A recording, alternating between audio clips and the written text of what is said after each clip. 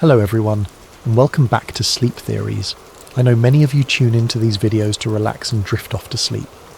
Before we get started, I'd love to hear from you. Drop a comment letting us know where you're watching from and what time it is for you right now. And if you haven't already, don't forget to hit that subscribe button. Now, let's dive right into the video.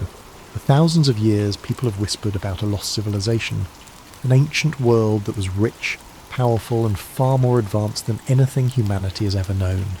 This is the story of Atlantis, a place that many believe holds secrets capable of transforming the world.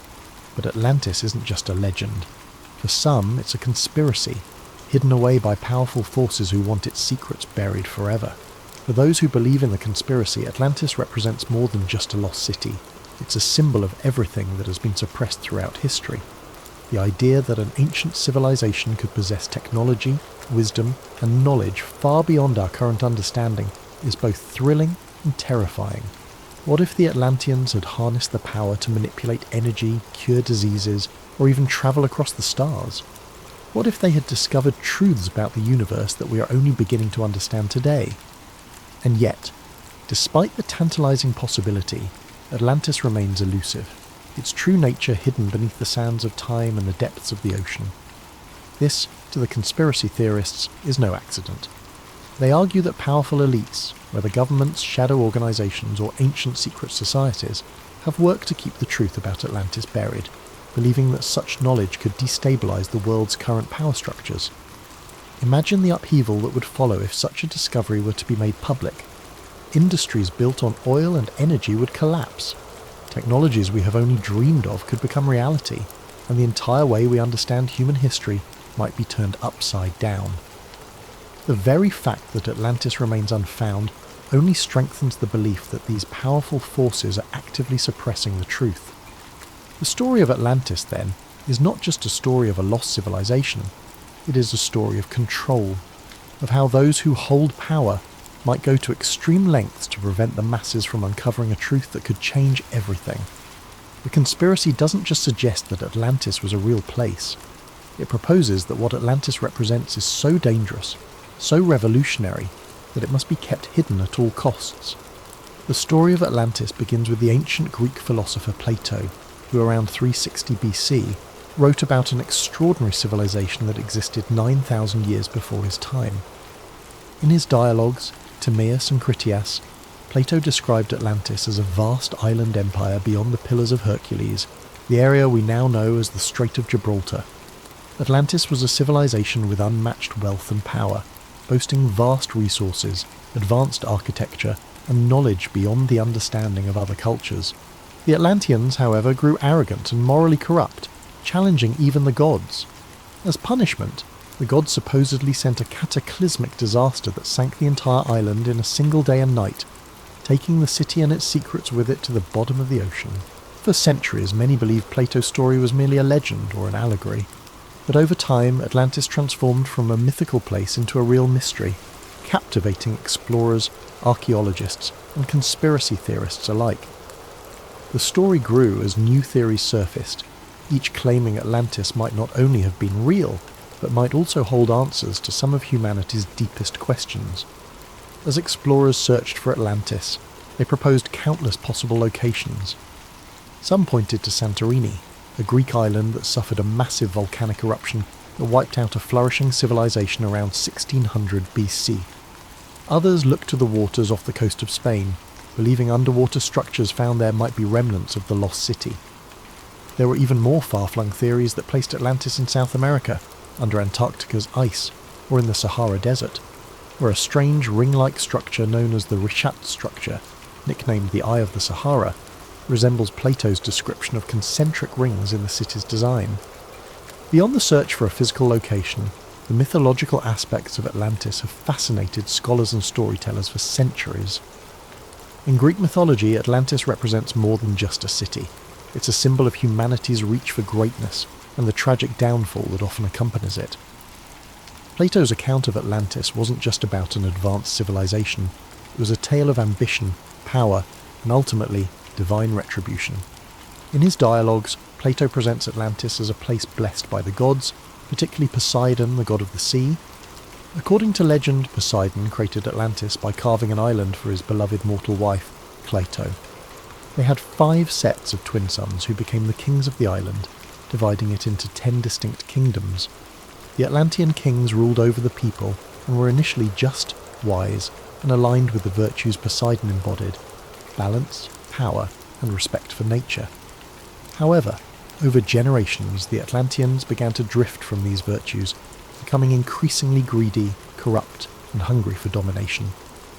Their once harmonious society fell victim to excess, losing touch with their divine origins. This moral decline is crucial to understanding Atlantis as a myth. The Atlanteans' downfall wasn't merely a result of natural disaster, but was symbolic of divine punishment.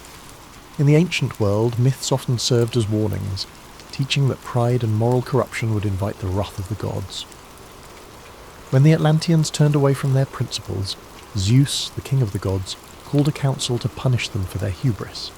In a single day and night, he sent earthquakes and floods that sank the entire civilization beneath the ocean, erasing it as if it had never existed. This mythological element emphasizes the idea that Atlantis represents a golden age of human potential, lost to greed and arrogance, a recurring theme across many ancient tales. Some researchers have even suggested that the story of Atlantis draws from older myths that span multiple cultures. Similar tales of lost cities and sunken lands appear in the lore of other civilizations. The ancient Mesopotamians told the story of a great flood in the Epic of Gilgamesh, which has striking parallels to both the Atlantis myth and the biblical flood in the story of Noah's Ark. In Hindu mythology, there are references to a great ancient city named Dwarka, which was submerged by the sea after a cosmic battle. These stories collectively paint a picture of a recurring archetype in human consciousness, a fear of losing everything to the forces of nature or to the gods as a punishment for moral failure. Atlantis also evokes the concept of a lost paradise, similar to the Garden of Eden in Abrahamic traditions. Like Eden, Atlantis is thought to have been a place of purity, wisdom, and divine connection, lost because humanity strayed from its original path. In this way, Atlantis serves as both a cautionary tale and a reminder of humanity's potential, a vision of a time when humans were closer to the gods, possessing wisdom and technology that have since been forgotten. In esoteric traditions and mysticism, Atlantis has taken on an even deeper significance. Some mystics believe that Atlantis was not only advanced technologically, but also spiritually. The Atlanteans, according to these accounts, were highly enlightened beings who had mastered forms of energy and consciousness far beyond what we know today.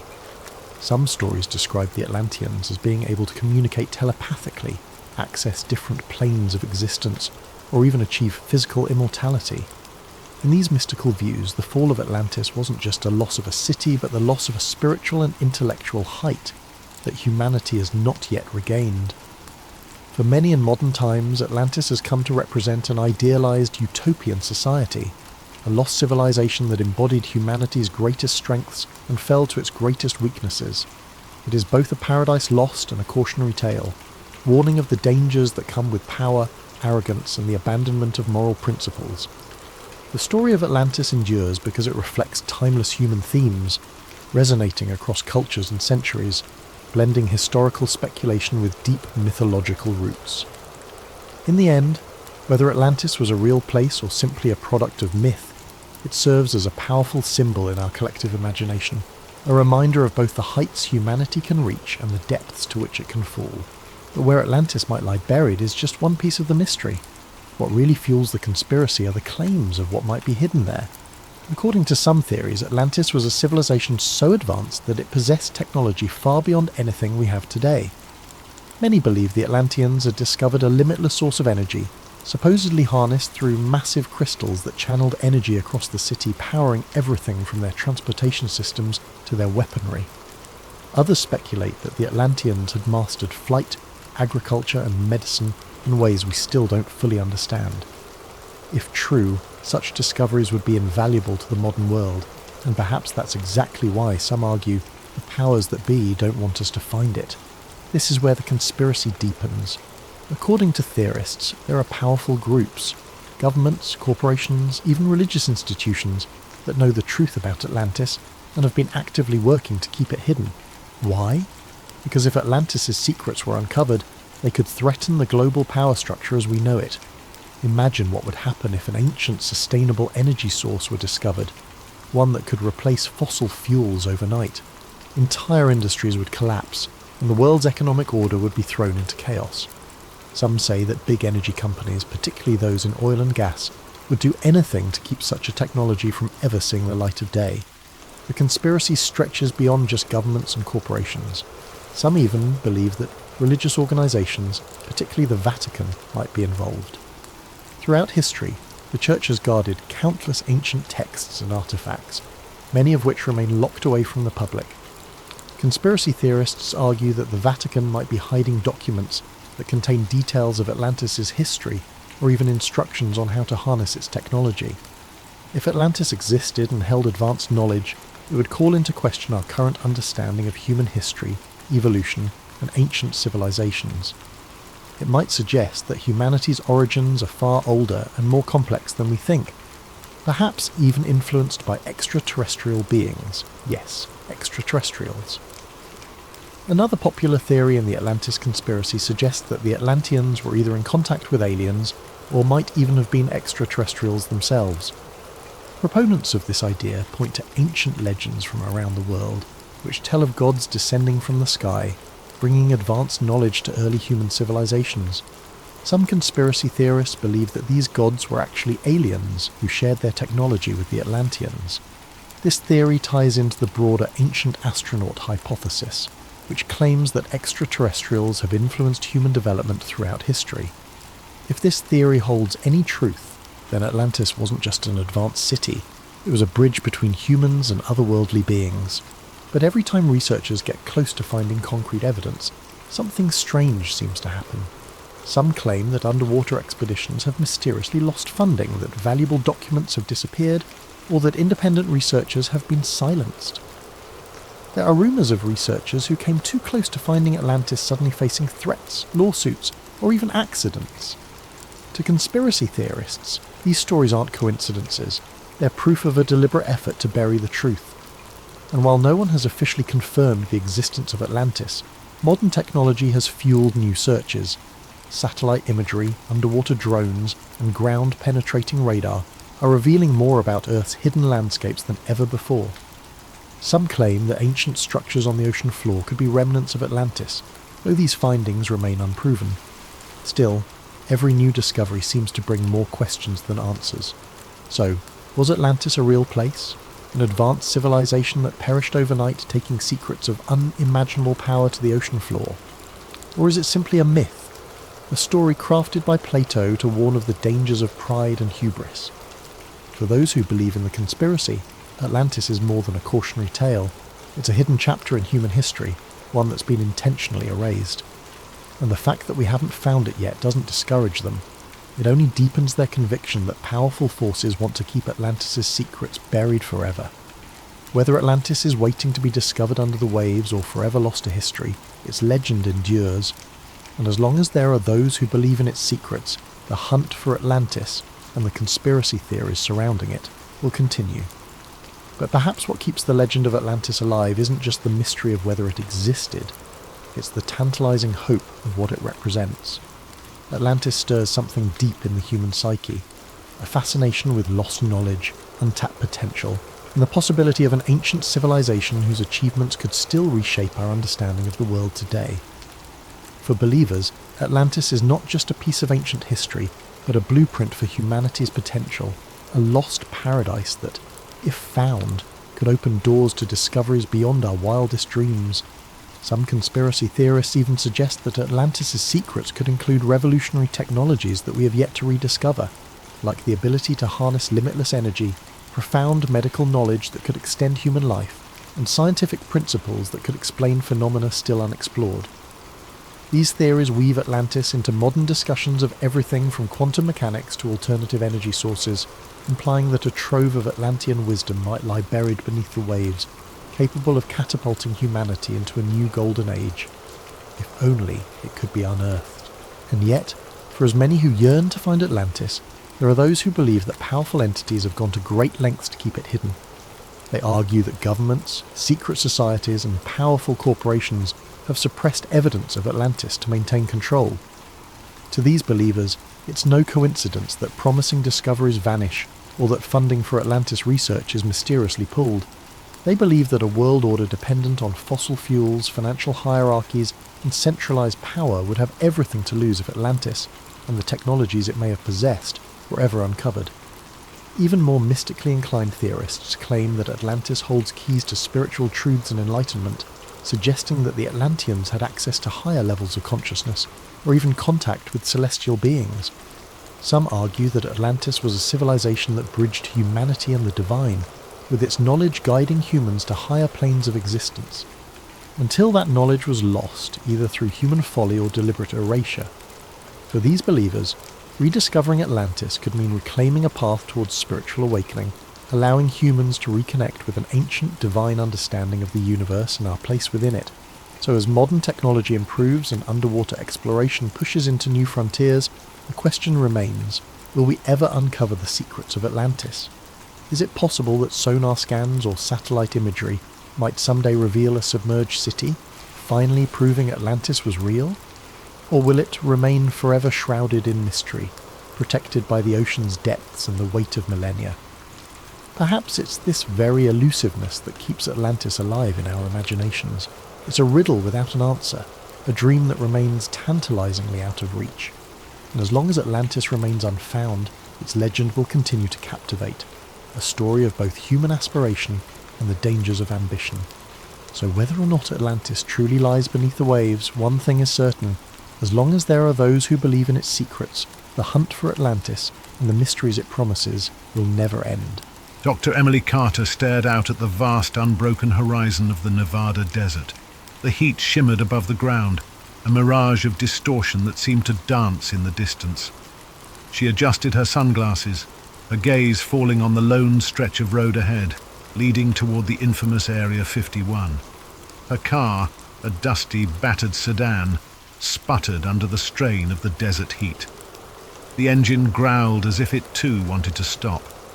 Emily's fingers drummed nervously on the steering wheel. She had spent years studying astrophysics, searching the stars for signals of life beyond Earth, but none of her theories had ever pointed her here, to this place, this secretive, isolated base that had fascinated, frustrated and terrified people for decades. Her phone buzzed, breaking her from her thoughts. A text from an unknown number.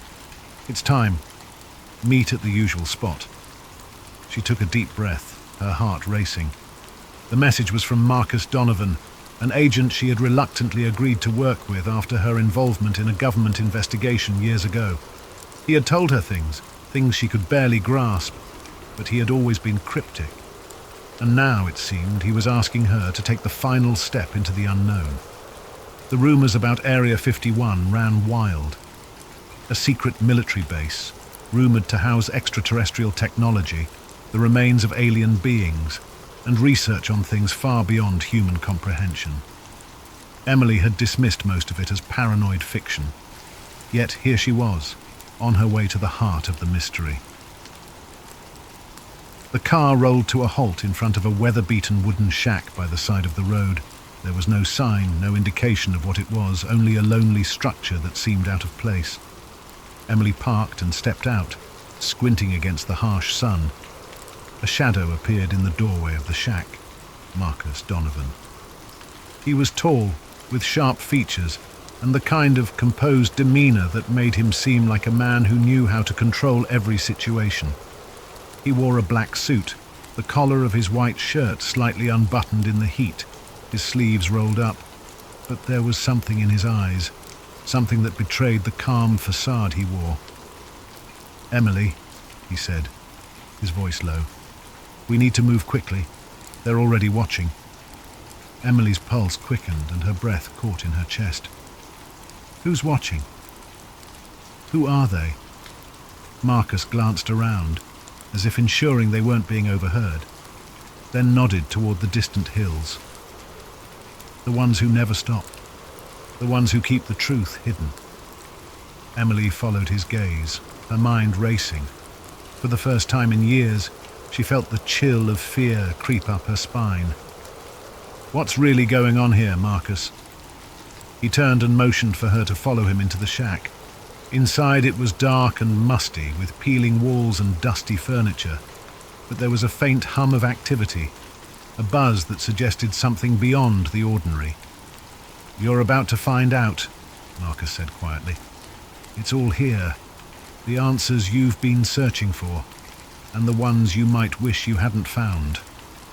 The journey to Area 51 was not what Emily had expected.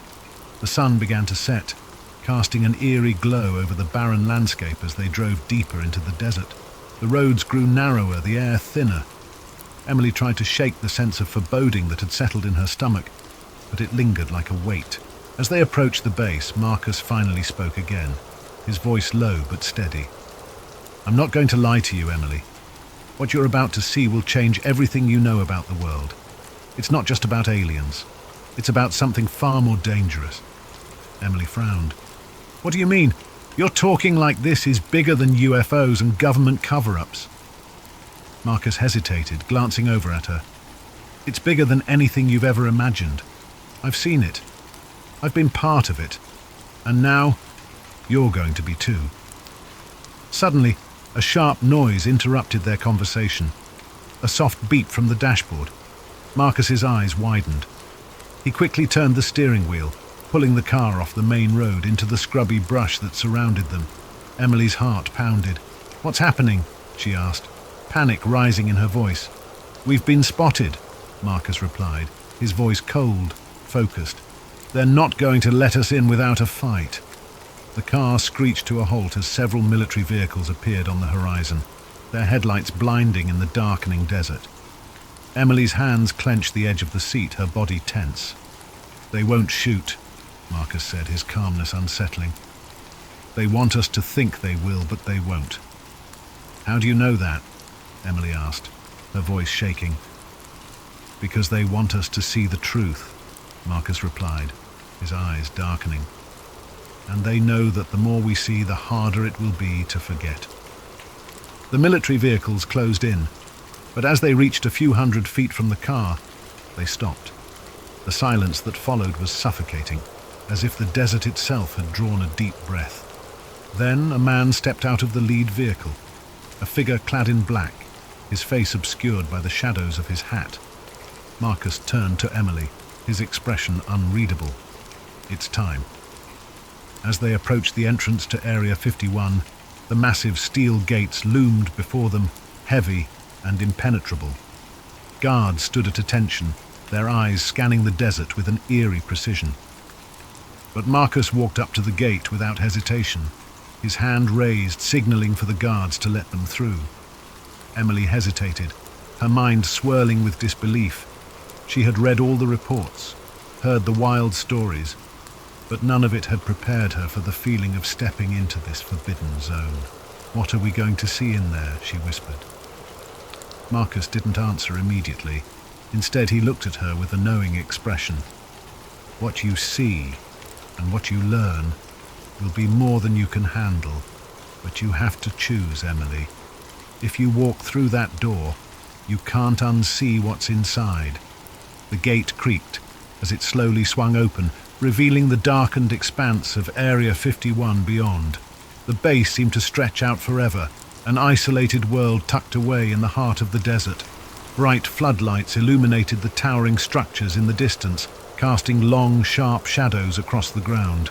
Despite the presence of armed guards and military vehicles, there was an unsettling stillness about the place.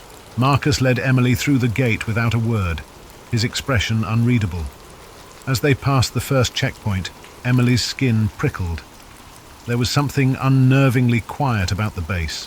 No sounds of machinery, no hum of activity, just an unnatural silence that pressed in on her from all sides. "Where is everyone?" Emily whispered. "The ones who matter are hidden," Marcus replied, his voice low. "The rest are expendable." They continued down a narrow, dimly lit road, the gravel crunching beneath their feet. As they approached a large metal door, it slid open with a mechanical hiss, revealing a small, sterile hallway. Emily's mind raced, her thoughts swirling with questions. Every step she took seemed heavier, the weight of the unknown pressing in on her chest. Inside, the air smelled faintly of antiseptic and ozone, and the walls were lined with cold, unforgiving metal. Marcus led her down another hallway, this one darker, the flickering lights casting long shadows. At the end of the hall was another door, this one far more secure, with biometric scanners and a series of codes required to unlock it. Marcus stood before the door, his hand hovering over the keypad. "This is it," he said, his voice betraying a hint of uncertainty. "Once we go through, there's no turning back." Emily didn't respond, her eyes fixed on the door. The sense of unease was growing stronger, but something inside her, a deep curiosity, a need for answers, urged her forward. She nodded, barely able to find her voice. "Let's go." The door slid open with a hiss, revealing a vast chamber filled with monitors, blinking lights and rows of sealed containers. At the far end of the room stood a large observation window, behind which a figure moved, shadowed and indistinct. "What is this place?" Emily asked, her voice barely above a whisper. "This is where it all began," Marcus replied, his tone somber. "This is where they study the things they don't want you to know." As they walked deeper into the room, Emily noticed the sealed containers, large, cylindrical, and ominously marked with strange symbols.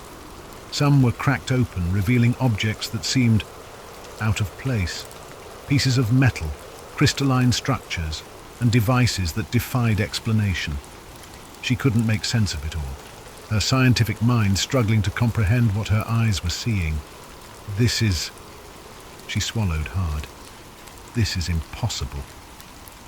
Marcus stopped in front of one of the containers, his expression hardening. "That's what they want you to believe." Emily stepped closer, peering through the glass.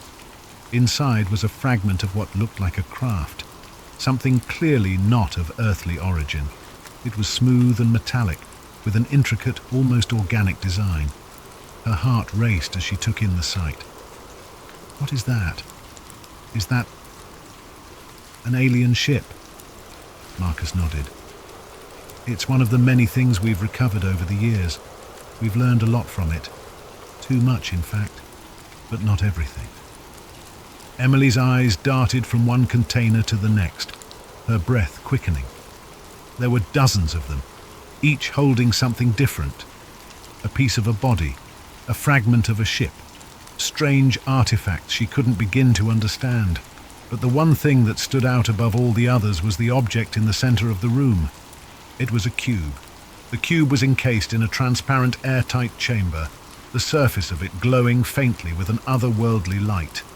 It seemed to hum, sending vibrations through the air. Emily felt an inexplicable pull toward it, a sense of wonder and dread intertwined. "Is that..." She couldn't finish the question. "That's the key," Marcus said, his voice quiet. "The one thing that can change everything." Emily stepped closer to the cube, her fingers itching to reach out, to touch it. But something stopped her. An unspoken warning in the air, a sense that even standing this close to it was dangerous. "What does it do?" Emily asked, her voice barely above a whisper. Marcus didn't answer immediately. Instead, he looked at her with a mixture of admiration and regret.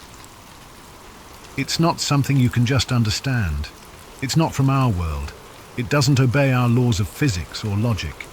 It communicates in ways we can't explain." Emily's eyes widened. "Communicates?" Marcus nodded. "It has a consciousness of its own. At least we think it does. We've been studying it for years, trying to unlock its secrets. But every time we get closer, the consequences get worse." "Consequences?" Emily asked, her heart pounding. "What kind of consequences?" Marcus hesitated, looking down at the floor. "The kind that make people disappear, the kind that change your perception of reality, and the kind that draw attention we don't want." Before Emily could respond, a loud alarm suddenly blared through the facility, its shrill sound cutting through the tense silence. Red lights flashed, casting an eerie glow over the room. Marcus's face turned pale, and he grabbed Emily's arm, pulling her toward the door. "They found us," he said, urgency creeping into his voice. "We need to go now." "What's happening?" Emily demanded, struggling to keep pace as Marcus pulled her down the hallway. "There's no time to explain," Marcus replied, his voice tight. "They know we're here. They're going to shut everything down." As they ran through the labyrinth of hallways, the sound of footsteps echoed behind them, heavy, deliberate, and closing in fast. Emily's mind raced, trying to make sense of it all. What had she just seen? What was the cube? And who were they? Marcus led her to a set of stairs down into a lower level. The air grew colder as they descended, and the alarms grew louder, more frantic. When they reached the bottom, Marcus stopped, pressing his hand against the wall. A hidden door slid open, revealing a small, dimly lit room. Inside was a control panel, humming with activity. "This is it," Marcus said, his voice steady but with a touch of finality. "This is where we end it." Emily's mind spun. "End what?"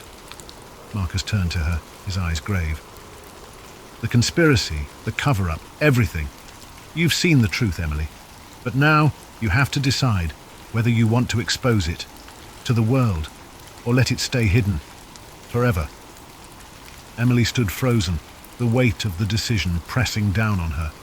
The secrets of Area 51, the cube, the aliens. It was all too much. But now she had the power to change everything.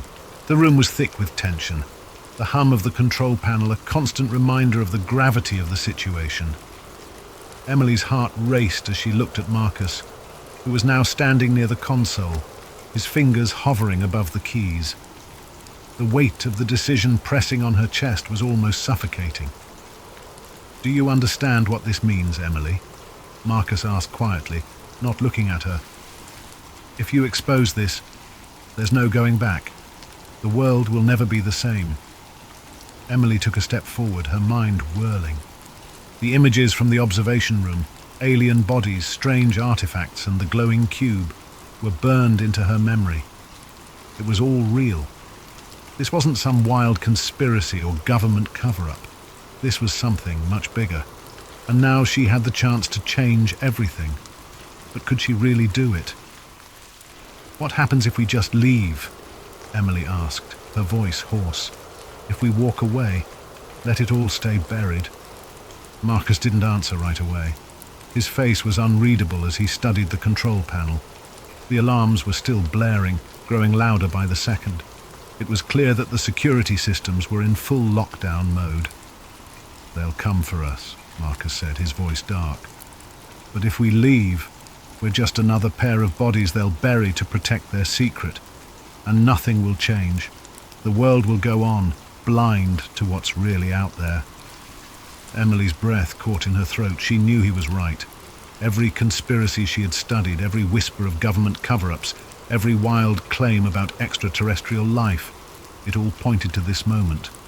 The truth was out there, and she had the power to bring it to light. "Do you want to know what they really fear, Emily?"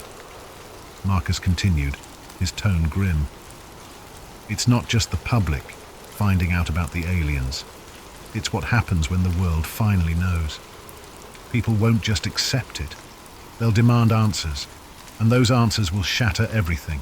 The economy, governments, religions, everything people think they know will be called into question.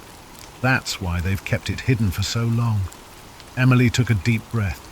The thought of the chaos that would follow a revelation of such magnitude was terrifying. But it also felt like a weight had been lifted from her shoulders. The truth had to come out. People deserved to know. But the cube. Her eyes darted to the chamber across the room, still glowing faintly. She remembered the hum, the strange pull it had on her, as if it were calling to her, asking her to understand. There was more to this than just aliens or technology. There was something else, something deeper. She stepped toward the control panel, her hand shaking as she reached out to Marcus. "What happens if I activate it? The cube, I mean. What does it do?" Marcus's face paled slightly, and for the first time Emily saw a flicker of fear in his eyes. "I don't know. We've tried to interact with it, tried to learn from it, but it doesn't work the way anything else does. It's not just a piece of technology. It's alive. It reacts to human presence, to thought. Some of us believe it might even be a kind of gateway, or perhaps a communication device. But activating it could have consequences we can't predict. It might expose us to things we're not ready for. Emily hesitated, her fingers hovering just above the control panel. She thought about the decades of silence, the secrecy, the lives that had been lost to protect whatever was inside this base. "Then we need to find out," she said, her voice steady. "We can't leave here without understanding what it really is." Marcus didn't argue. Instead, he stepped back, giving her space. "You're right, but you have to make sure you're ready for what's coming.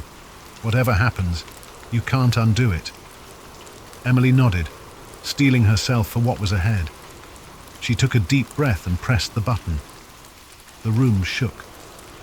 At first it was a subtle vibration beneath her feet, like a low-frequency hum running through the walls, but then it intensified, the floor trembling as if the entire building was being affected by something far beyond human comprehension. The cube's glow grew brighter, pulsing in rhythm with the vibrations. The air around them seemed to thicken, distorting in the unnatural light. Emily's skin tingled, as though the very atmosphere had changed. "What's happening?" Emily asked, her voice rising in panic. "Is this supposed to happen?" "I don't know," Marcus shouted over the noise. "Get away from it!" But it was too late. The light from the cube suddenly exploded outward in a blinding flash, engulfing the entire room. Emily threw up her arm instinctively, shielding her eyes from the intensity of the light. The sound was deafening, like the roar of 1,000 voices, all speaking in unison. And then everything went still. The silence was absolute. Emily opened her eyes slowly, cautiously. The room around her was exactly the same, except for one thing. The walls, the ceiling, the floor, they all seemed to shimmer, as if reality itself had been altered. The faint hum that had filled the room was now gone. In its place was an eerie stillness. Marcus was standing next to her, his face pale, his eyes wide with disbelief. What just happened?" Emily whispered. I don't know," Marcus muttered, his voice shaky. "But we've activated something we weren't supposed to." Suddenly the control panel lit up, displaying a series of strange alien symbols. The screen flickered as though something was trying to communicate with them, something beyond human understanding. Marcus took a step back, his face hardening. "This isn't good. We need to leave. Now." Before they could react, the door to the room slammed open and armed guards rushed in, their weapons raised. They were followed by several men in suits, high-ranking officials from the government. "Dr. Carter," one of the suited men said, his voice cold, his face expressionless. "We were hoping you'd cooperate, but it seems you've already made your choice." Emily's heart sank. She had hoped they might still have a chance to control the situation, to get the truth out to the world. But now, it was clear that there would be no easy way out. "You'll come with us," the man continued, his voice turning icy. "You've seen too much, and now you'll never leave."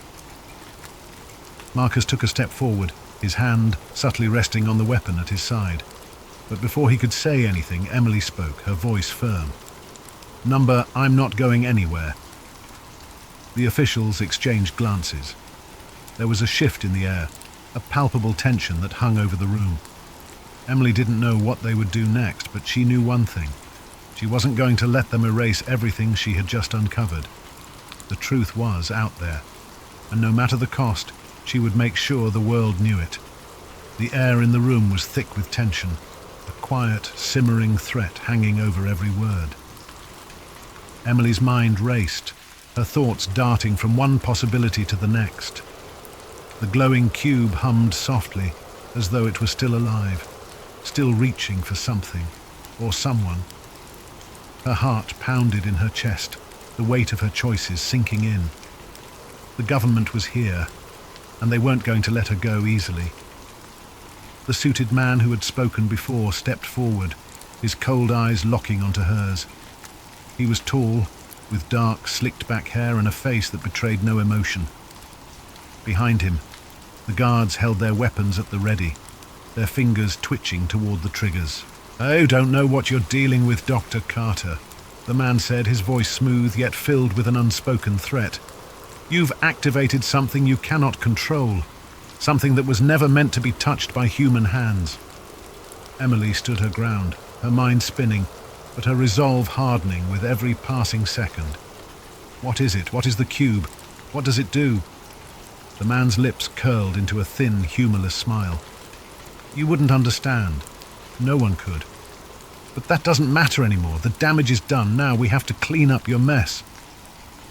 Marcus moved slightly behind her, his hand still hovering near his sidearm, but he didn't make a move. Emily could feel the tension radiating off him, but he didn't seem ready to fight. Not yet, anyway. The suited man raised his hand, signaling to the guards to lower their weapons. "We're not here to kill you, Doctor Carter. Not yet, anyway.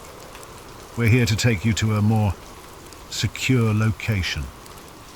"Secure location," Emily repeated, her voice rising with disbelief. "You mean a prison?" The man's expression remained impassive. "You've seen too much, and you've exposed the cube. Now, there are forces at play that neither of us can control. We need to understand what it's doing, and you're the only one who can help us." Marcus spoke up, his voice low but filled with venom. "You think you can control it? After everything we've learned, you have no idea what it's capable of." The man's eyes flicked toward Marcus, a glimmer of irritation crossing his face. "We don't need your assistance, Mr. Donovan. We've been handling these matters far longer than you've been alive." Emily stepped forward, her gaze unwavering. "You're lying," she said. "You're hiding the truth. All of this, every last bit of it, it's been a cover-up. You're afraid of the power of that cube, and you want to suppress it, bury it before it exposes everything." The suited man's eyes narrowed, his jaw tightening. He didn't respond immediately, but the threat in the air grew heavier. The guards behind him shifted their weight, clearly prepared for whatever action might come next. "That's enough," the man finally said. "We'll be taking you to the holding facility now. Any resistance and we won't hesitate." Emily's heart raced. She knew she couldn't let them take her. She couldn't let them silence her, not when she was this close to the truth. The cube had already reacted to her presence, and she felt it again. A strange, pulsating sensation, as though it were alive and aware of what was happening. And then, something happened. The humming from the cube intensified, filling the room with an eerie vibration that seemed to penetrate the walls. The lights flickered, casting long, distorted shadows. The air grew thick and heavy, as though something else was trying to break through, to enter this space from somewhere beyond. One of the guards stepped forward, raising his weapon. "What the hell is happening?" The suited man's eyes widened, his hand flying to his earpiece. "We're not alone," he said, his voice suddenly tense. Before anyone could react, a strange noise filled the room, a low, guttural sound, like a hum mixed with a distant roar. The walls seemed to ripple, warping in a way that defied logic. And then, in the blink of an eye, the air shifted. The guards froze, their weapons now pointed at nothing. Emily turned, her breath catching in her throat as she saw what had appeared. The room was no longer the sterile metallic facility she had been standing in. Instead, the walls were gone, replaced by an endless black expanse, dotted with distant, shifting lights. The floor beneath them had become an unrecognizable surface, shimmering like water, though it was solid. This isn't possible," one of the guards stammered, his voice shaking with fear. "Where are we? What happened?" Emily's mind raced. The cube had done this. Somehow it had opened a portal. No, not a portal. It was something deeper, something that connected dimensions, timelines, worlds. She didn't know how or why, but it was clear now. The cube wasn't just a piece of technology. It was a doorway to something far greater, far more dangerous. The suited man looked frantic, his hands shaking as he tried to recalibrate the control panel, but it was useless. The panel was dead, the symbols on the screen flashing erratically. Nothing responded. "This is impossible," he muttered, almost to himself. The cube was never meant to activate like this. It was supposed to stay dormant, sealed away. Then why didn't you just leave it alone? Marcus spat, his voice filled with contempt. Why did you think you could control something so far beyond your understanding? The suited man turned, his face pale, his eyes wild. You think you're in control now? You think the cube just did this on its own? You have no idea what you've unleashed. Emily looked around at the distorted alien landscape that now surrounded them. Then what is it? What is the cube? Why does it have this power? The suited man opened his mouth, but no words came out. Instead, the room seemed to tremble once more. The strange hum intensified, growing louder, more insistent. Then, suddenly, a voice filled the air, a deep, resonant voice that seemed to echo from every direction. You have opened the door. The voice was not human. It was ancient, reverberating through every cell of Emily's body. It felt like the very fabric of reality was bending, like the universe itself was speaking directly to her. The suited man's face twisted in horror. No, it wasn't supposed to. Emily's heart raced. Who are you? What are you? I am the way, the voice continued, its tone calm but filled with an undeniable power. The cube is but a guide, a key to unlocking the knowledge that you have long forgotten. But be warned, child of Earth, the truth comes with a price. The air vibrated with the words, and Emily felt something deep within her stir. It wasn't just a voice, it was a presence, a consciousness far beyond human comprehension. The suited man stumbled back, his face ashen. We've made a grave mistake, he muttered, almost to himself. Emily turned to Marcus, her mind still racing. This is it. This is what they were hiding. Marcus's gaze was steady, but there was fear in his eyes. This is just the beginning. The deep voice continued to reverberate through the air, filling every corner of the strange, distorted room. The ground beneath them shimmered like liquid glass, reflecting fragmented images of alien worlds, distant stars, and technologies far beyond human comprehension. The suited man's face twisted in terror, his hands shaking as he grasped for the control panel that no longer worked. I told you, he gasped, his voice trembling. This was never supposed to happen. Emily turned to Marcus, her mind racing, her body humming with the energy that filled the room. The cube, now pulsating at the center of it all, had opened a doorway to something incomprehensible, a force that none of them were prepared for. But now the truth was undeniable. The government had been hiding something far more dangerous than they'd ever let on.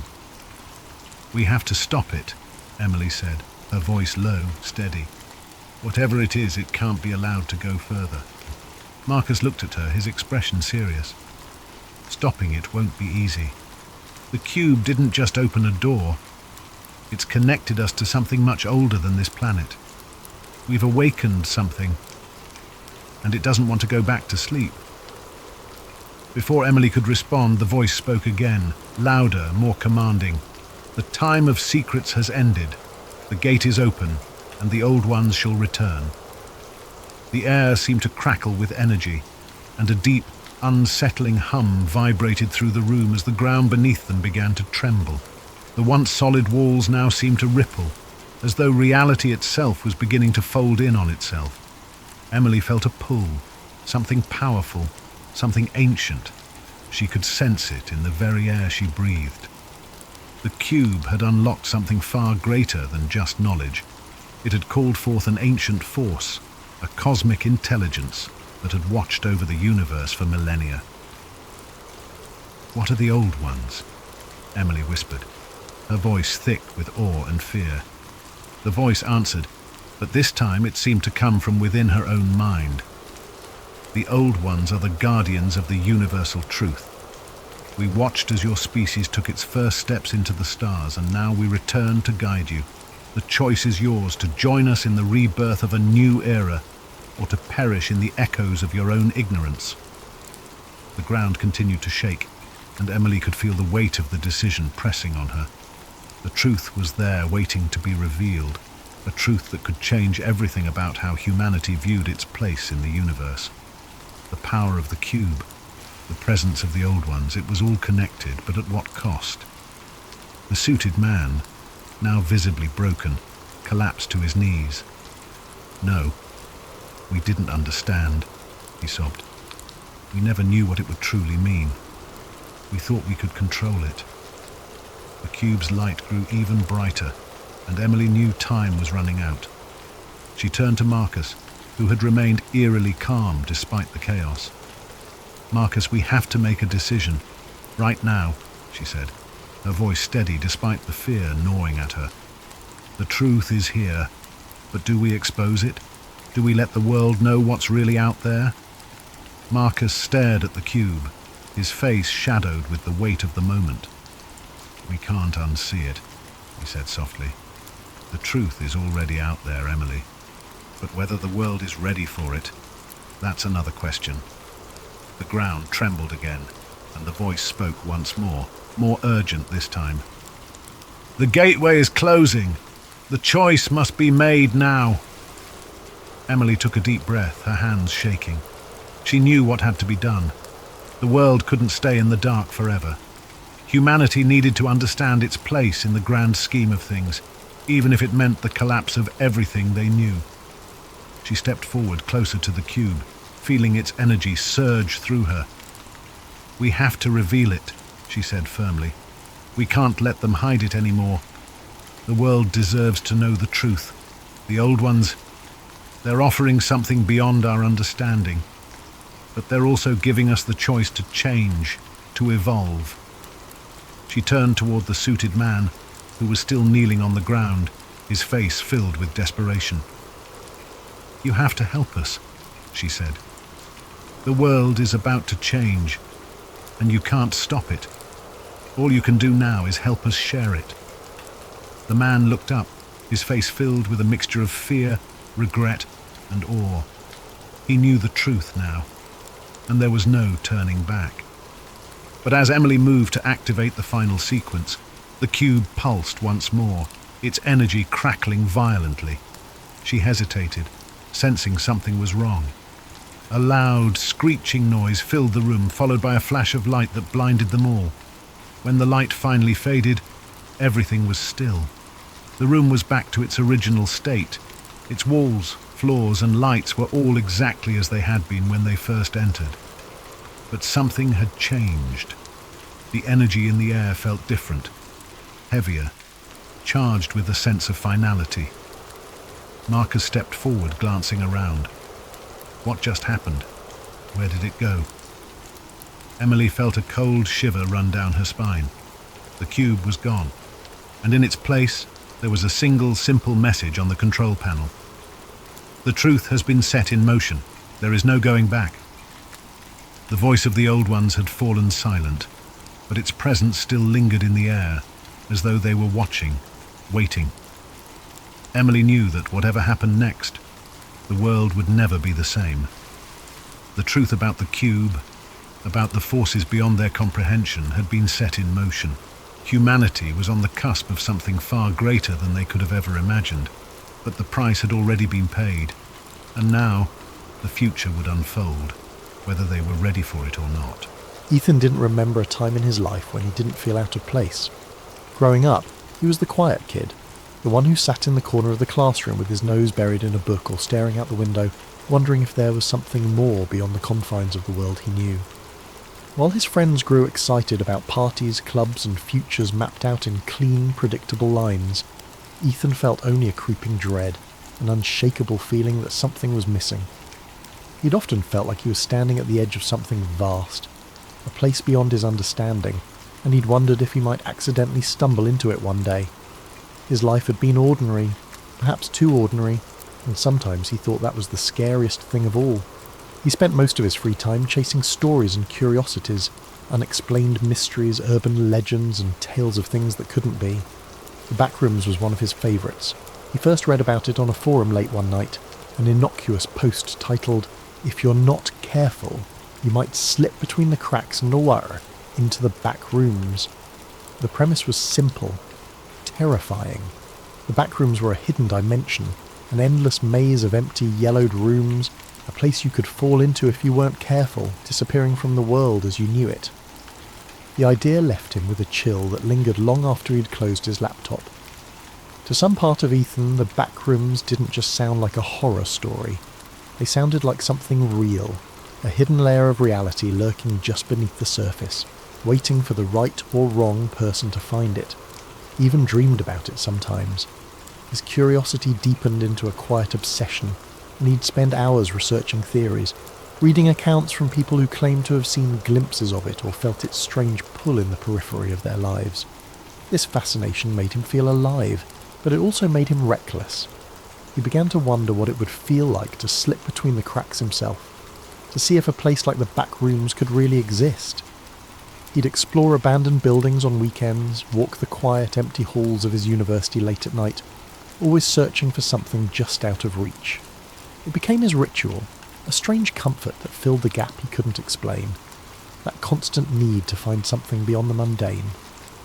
It was a normal Thursday afternoon, and Ethan was on his way home from a late night of studying in the library. He was tired, his head aching from hours of staring at his laptop screen. His thoughts were muddled as he waited for the elevator to take him down to the parking lot. When the doors finally slid open, he stepped inside, pressed the button for the ground floor and closed his eyes, leaning against the wall for a moment. That was when it happened. With a sharp jolt, the elevator stopped, sending a shock through Ethan's body and jolting him upright. He opened his eyes, blinking in confusion, but there were no lights, no numbers indicating what floor he was on. Only a dim, sickly yellow glow filtered through the tiny window in the elevator door. Confused, he pressed the door open button, hoping to see something familiar. The doors shuddered open with a creak, revealing a room, not the parking lot, not even the dimly lit hallway of his university building. Just an empty room with faded, peeling wallpaper and harsh fluorescent lights buzzing overhead.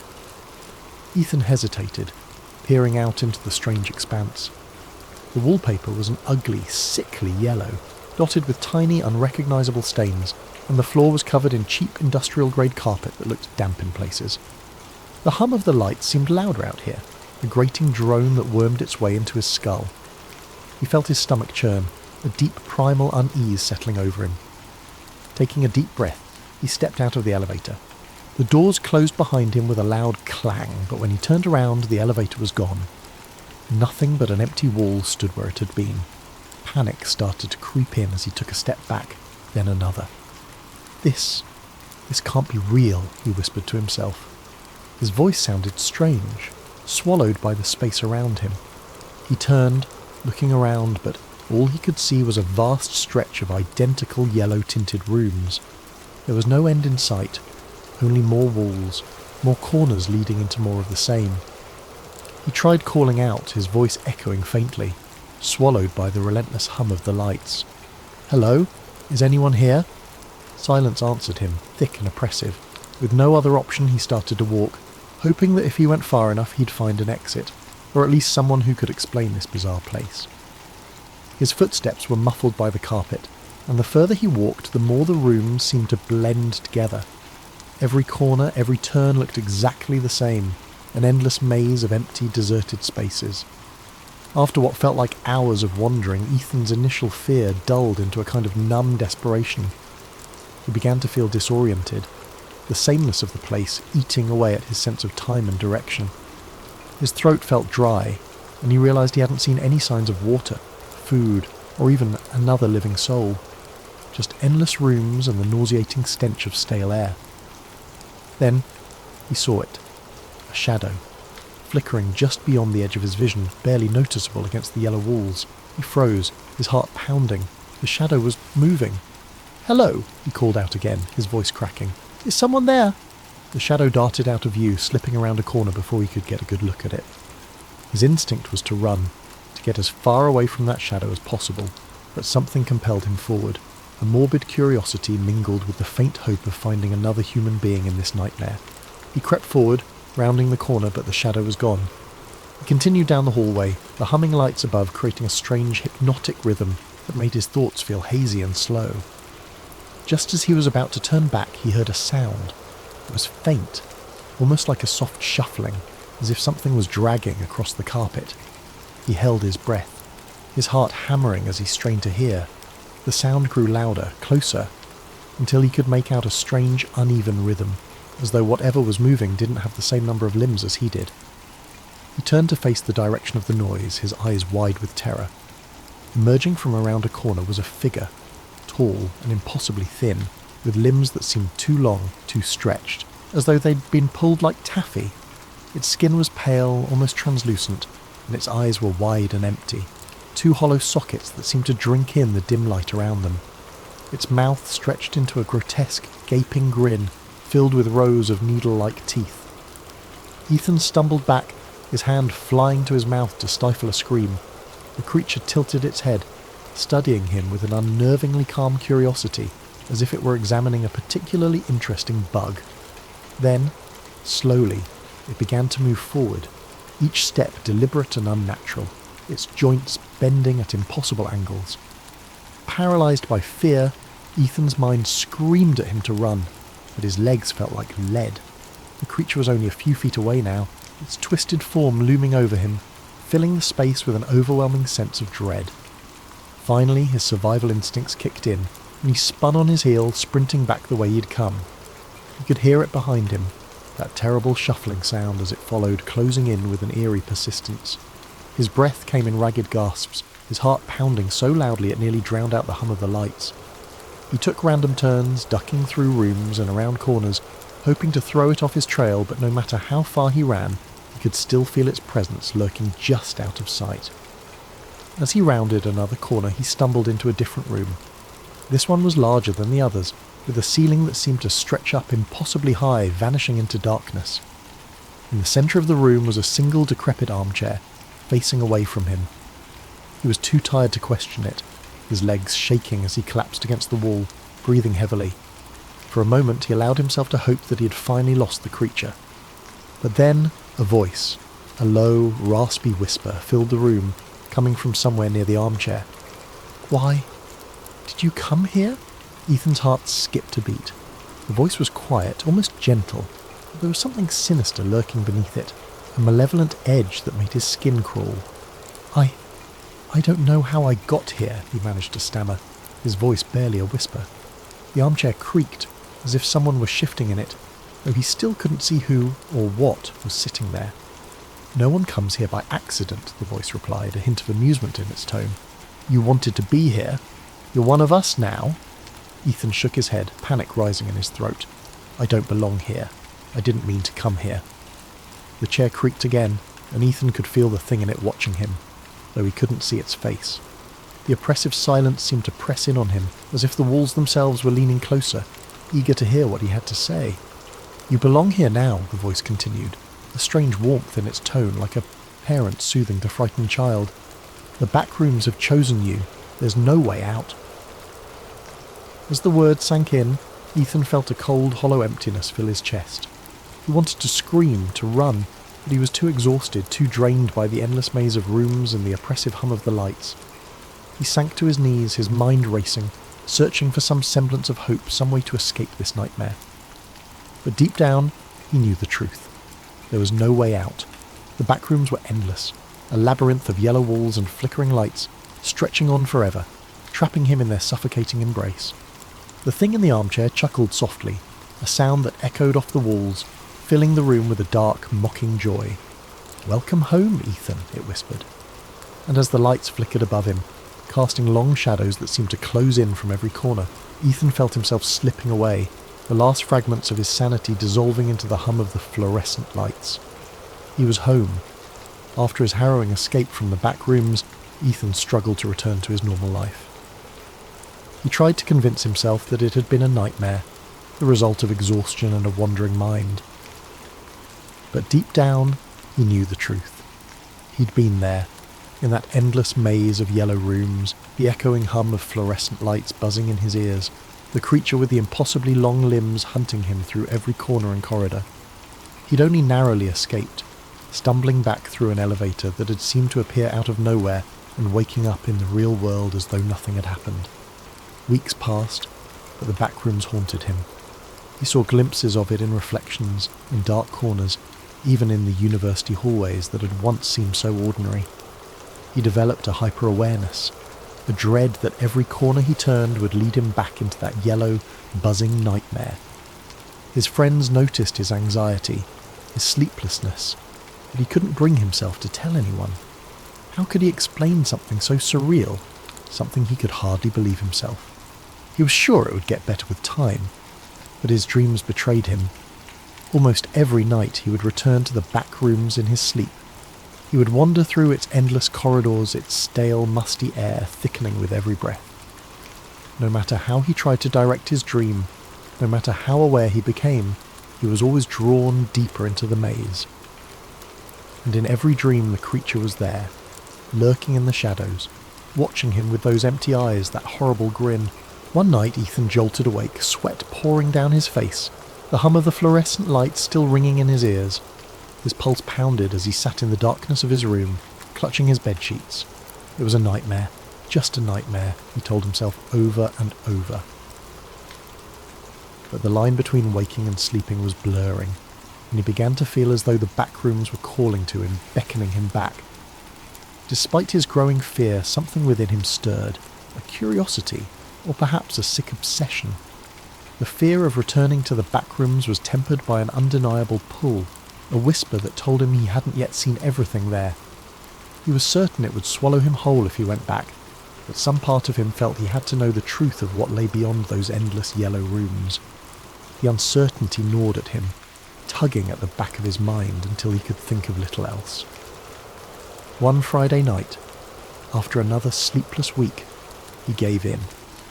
It was as though he were possessed, acting on some deep unspoken impulse. He found himself back in the library, a little past midnight, with nothing but the quiet hum of the building to keep him company. He rode the same elevator he'd taken the last time, pressing the ground floor button, feeling the jolt as the elevator began its descent. But this time, there was no jolt to stop him. The elevator smoothly reached the ground floor, and the doors slid open to reveal the quiet university lobby. Disappointed and relieved in equal measure, he let out a shaky laugh. He'd been foolish, he thought, to believe the back rooms could be summoned by something so simple. As he stepped out of the elevator, he froze. The lobby looked different. The lights were dimmer, the walls slightly yellowed, and an odd damp smell hung in the air. Slowly, his heart sinking, he turned to look behind him. The elevator doors were still open, but there was no lobby beyond them. Only the familiar yellow-tinted wallpaper, the buzz of the fluorescent lights, and that endless carpeted expanse stretching into oblivion. Ethan felt a wave of nausea wash over him. He was back. Taking a deep breath, he steeled himself. This time, he wouldn't panic. He would stay calm, map out a path, and find his way out. He'd done it once, and he could do it again. But as he started to walk, he noticed subtle differences. The rooms felt darker, the smell stronger, almost like mildew mixed with something metallic. And the buzzing was louder, a harsh, grating sound that rattled in his skull. He wandered through the hallways, taking mental notes of every turn, every detail he could remember. But the back rooms seemed to shift around him, subtly changing with each step, making it impossible to find his way back. And soon enough, he began to hear the faint, shuffling footsteps he dreaded. The creature was here again. Ethan quickened his pace, his heart pounding. The footsteps followed him, echoing in sync with his own. He glanced over his shoulder, catching a glimpse of its grotesque, elongated form rounding a corner, moving with a horrible, jerking grace. He forced himself to keep calm, his mind racing as he tried to think of a way to escape. Room after room he searched for a way out, for any clue that could guide him. But the rooms seemed different this time, as if they were trying to trap him. The walls seemed to close in on him, narrowing with every turn, the air growing thick and stagnant. The creature's footsteps grew louder, closer, and Ethan knew he couldn't keep running forever. Finally, he stumbled into a room that looked different. A wide, empty space with a single door at the far end, something he hadn't seen before. With no other choice, he sprinted for it, throwing himself through the door just as he heard the creature behind him, its horrible breathing echoing in his ears. He shut the door, his back pressed against it as he gasped for breath. The room he'd entered was dimly lit, quieter, the buzzing sound fading to a low hum. The wallpaper was still that sickly yellow, but the atmosphere felt different, almost like a forgotten place, untouched even by the back rooms. In the centre of the room was a large rusted metal door, unlike anything he'd seen in his previous visits. With a surge of hope, he moved towards it, gripping the cold handle. He pulled and the door swung open, revealing a dark, narrow passage. He didn't hesitate. He stepped inside, the door closing with a heavy thud behind him. The passage stretched on, the air growing colder, the walls narrowing until he could barely fit through. He squeezed his way down the hallway, his hands brushing against rough, uneven walls, and as he moved he noticed something strange. The buzzing of the fluorescent lights was gone, replaced by an eerie silence, broken only by the faint drip of water echoing somewhere in the distance. He kept moving forward, the passage twisting and turning in unpredictable ways.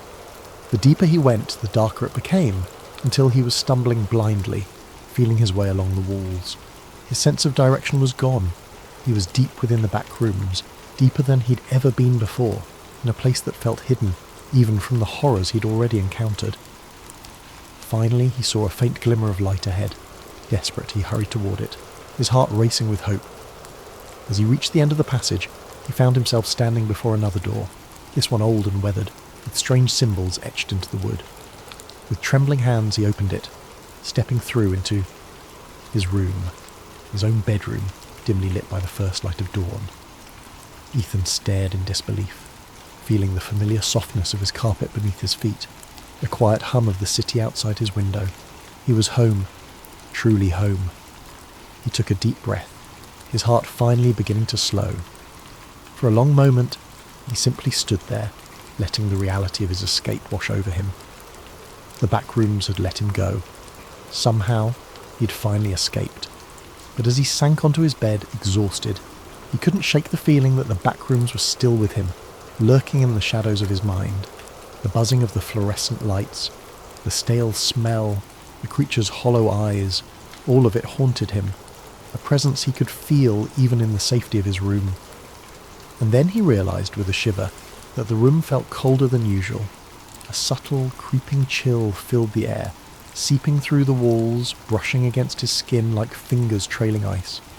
His breath fogged in the dim light, something that had never happened before in his cosy apartment. It was as though the warmth and safety he'd known here had been drained, replaced with the oppressive, stagnant atmosphere he'd left behind. Ethan sat up, glancing around. Everything looked normal. The posters on his walls, his desk cluttered with notes, the blanket he'd thrown carelessly to the side. But the silence was deafening. Outside his window, the familiar city sounds were gone, replaced by a dead, heavy stillness. He reached for his phone to check the time, but the screen remained blank, lifeless. His heart began to race as he tapped the screen over and over, but the device was unresponsive, a dark mirror reflecting his own fearful expression. Slowly he became aware of a faint, almost imperceptible sound, a noise he'd tried so hard to forget. The low, ominous hum of fluorescent lights.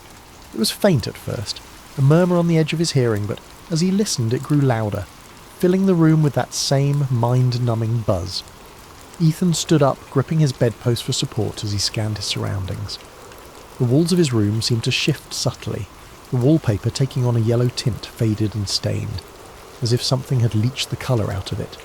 The air thickened, that familiar smell of mildew creeping in, the metallic tang that clung to his senses. His stomach twisted with a dawning, sick realisation. "No," he whispered, his voice trembling. "No, I got out. But the room only continued to change, morphing around him. His bed stretched longer, the carpet rippled into endless patches, the door faded from view, leaving nothing but an expanse of yellowed walls and buzzing lights.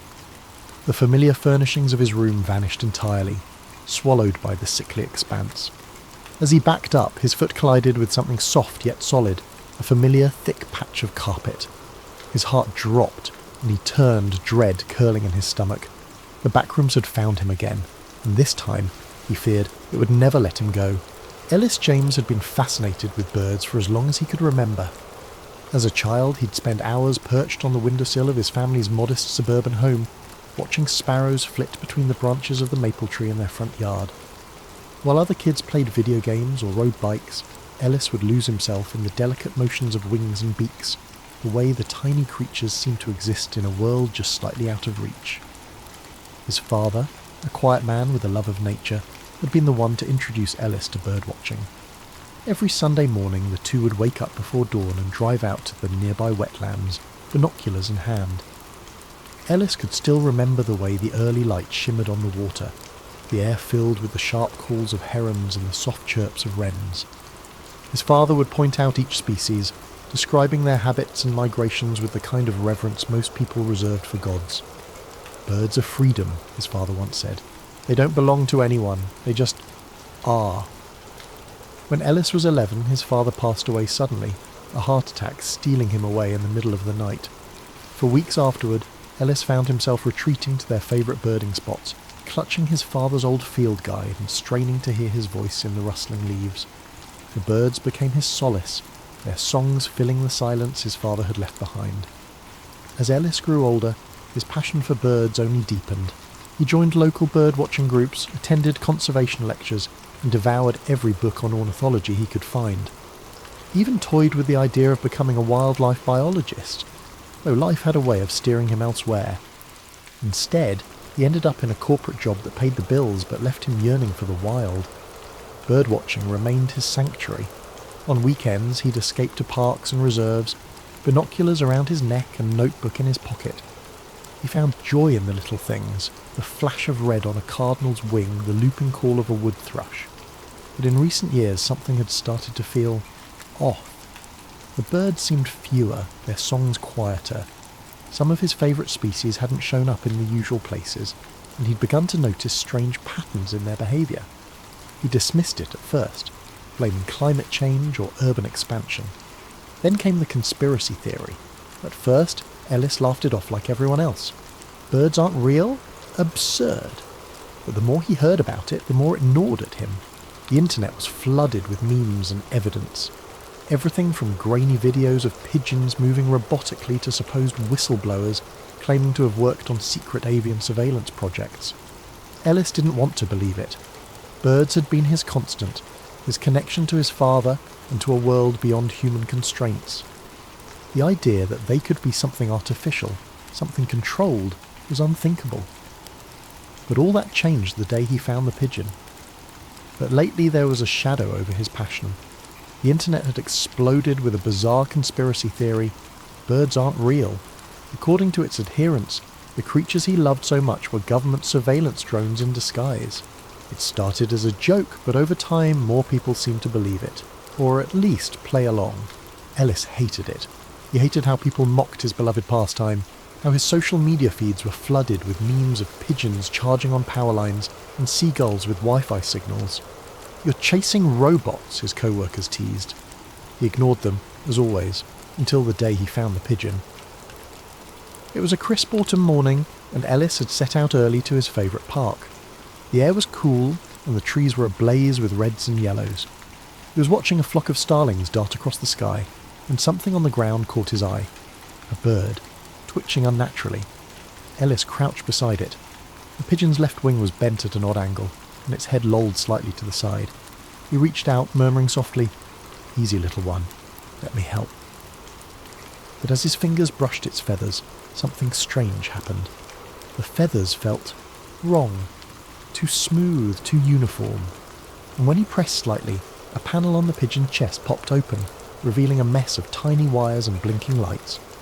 Ellis jerked back, heart pounding. For a long moment he just stared at the creature. No, the thing. It wasn't alive. It wasn't even close. "What the—" he whispered, his voice lost in the rustling of leaves. The pigeon twitched again, and a tinny voice crackled from within it. "Unit 472 compromised. Dispatch retrieval team." Ellis scrambled to his feet, scanning the park. No one else was around. His mind raced. Was this some kind of prank? A toy? He picked up the bird, a robot, and shoved it into his backpack. He needed answers. His first thought was to take the mechanical pigeon to his friend Tara, a tech-savvy hacker who had a knack for dismantling gadgets. Tara lived in a cramped apartment filled with glowing monitors and half-built drones. When Ellis dumped the pigeon on her workbench, she raised an eyebrow. "What is this? Some kind of art project?" she asked, poking at the bird. "No," Ellis said, still breathless. "I found it in the park. It's not a bird, Tara. It's a machine." Tara leaned closer, her curiosity piqued.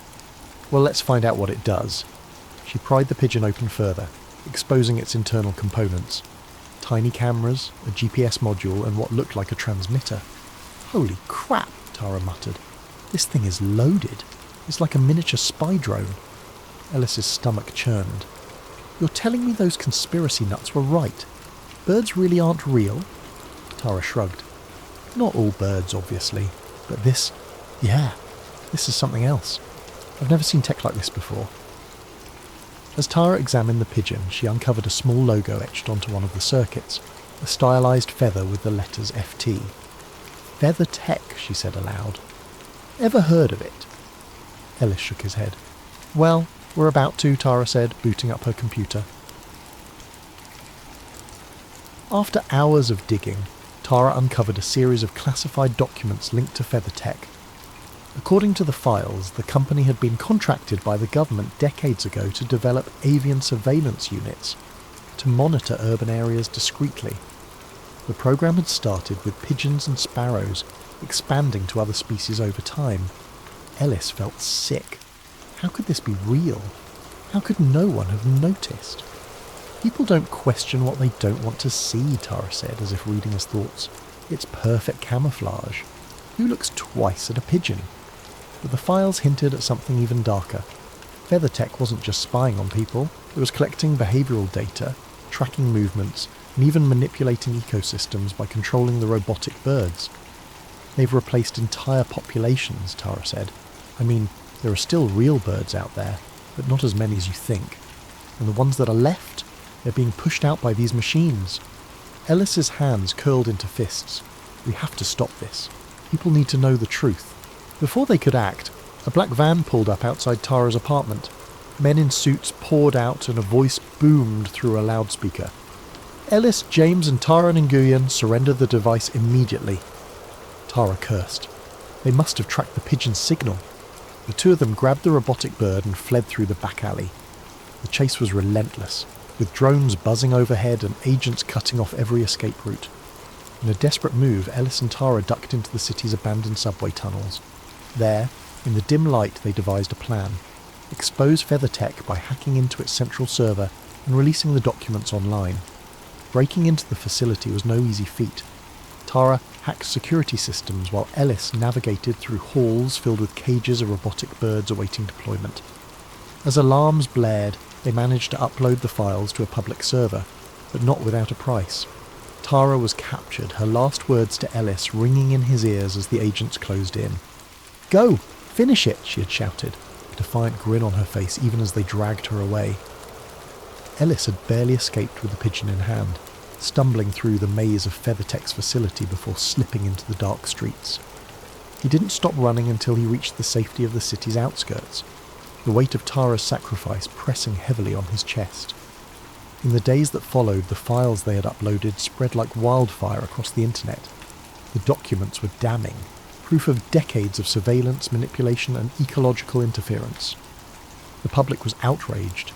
News anchors dissected the revelations with grim faces. Politicians scrambled to issue statements, and protests erupted in cities around the world. FeatherTech's headquarters were stormed by investigators. Their executives paraded before hearings that gripped the nation. Lawsuits piled up. Whistleblowers came forward, adding even more layers to the scandal. The government, caught in the maelstrom, had no choice but to denounce the program and dismantle it piece by piece. For the first time in years, the skies began to change. Real birds, the ones that had been pushed to the fringes by their mechanical counterparts, slowly started to return. Their songs, tentative at first, grew louder as their numbers swelled. Ellis watched them with a mixture of relief and sorrow, knowing the world might never fully understand what had been lost in the years of deceit. But Ellis himself could not return to his old life. He was a fugitive now, wanted for his role in exposing FeatherTech and the secrets it had kept hidden for so long. His face was on every news station, his name a whispered curse among those who had once blindly trusted the system. He moved from place to place, never staying too long in one spot, always looking over his shoulder. Every knock on the door, every passing car, every whisper in a crowded room set his heart racing. He had become a shadow, a ghost in the world he'd once known, the world he had tried to save. The pigeon, the mechanical one that had started it all, became his constant companion. It was a reminder of the battle he'd fought, the risks he had taken. He could feel its presence with him, even when it was hidden away in the bottom of his pack, the weight of its metallic form a burden and a beacon all at once. It was a symbol of everything that had gone wrong and everything that still needed to be righted. But it also carried the questions that lingered in Ellis's mind, the nagging doubts that refused to be silenced. Had he truly uncovered everything? Had he even scratched the surface? Or had he only exposed the tip of the iceberg, unaware of the far-reaching consequences of his actions? As the days passed, Ellis began to realise that the world was changing, but it wasn't clear if it was for the better. While the government had promised transparency and accountability, whispers of similar programs began to surface. New forms of surveillance, new ways to monitor and control. The fight wasn't over, not really. The shadow of FeatherTech might have been lifted, but there were darker forces at play, and Ellis could no longer ignore them. They had made him a fugitive, but the government wasn't the only one with secrets. There was a deeper, more insidious network behind everything, one that hadn't been exposed yet. Ellis could feel it, like a weight pressing down on his chest, and he knew one thing for sure. The battle was far from over. The world was changing, but it wasn't clear if it was for the better. While the government had promised transparency and accountability, whispers of similar programs began to surface. New forms of surveillance, new ways to monitor and control. The fight wasn't over. Not really. Ellis found himself drawn to the wild places, far from the cities and the machines. He spent his days in forests and wetlands, watching the skies and recording the songs of the real birds. They were louder now, freer. He liked to think they were reclaiming what had always been theirs, and yet he couldn't escape the nagging doubt that followed him like a shadow. Every time he saw a pigeon perched on a power line or a seagull circling above, he wondered, was it a real bird, or one of the remnants of FeatherTech's program? Were they truly gone, or had they simply gone deeper underground, hiding in plain sight? Sometimes he thought he could tell the difference.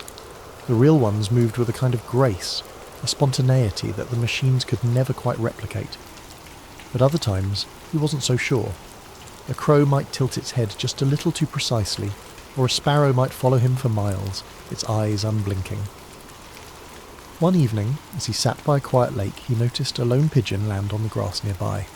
It cocked its head, watching him in a way that felt almost intentional. He held his breath, waiting for some sign, some clue to its nature. "Are you here to watch me?" he murmured softly. The bird didn't answer, of course. It simply fluffed its feathers and stared out over the water. Ellis smiled to himself, shaking his head. Perhaps it didn't matter anymore. Whether real or mechanical, the birds were still here, still a part of the world, and so was he. As the sun dipped below the horizon, painting the sky in shades of orange and purple, Ellis leaned back and closed his eyes. The sound of wings filled the air, a soft rhythmic beating that reminded him of his father's words long ago. Birds are freedom. They don't belong to anyone. They just are. For the first time in what felt like years, Ellis let himself believe it might be true. But the freedom he sought was fleeting.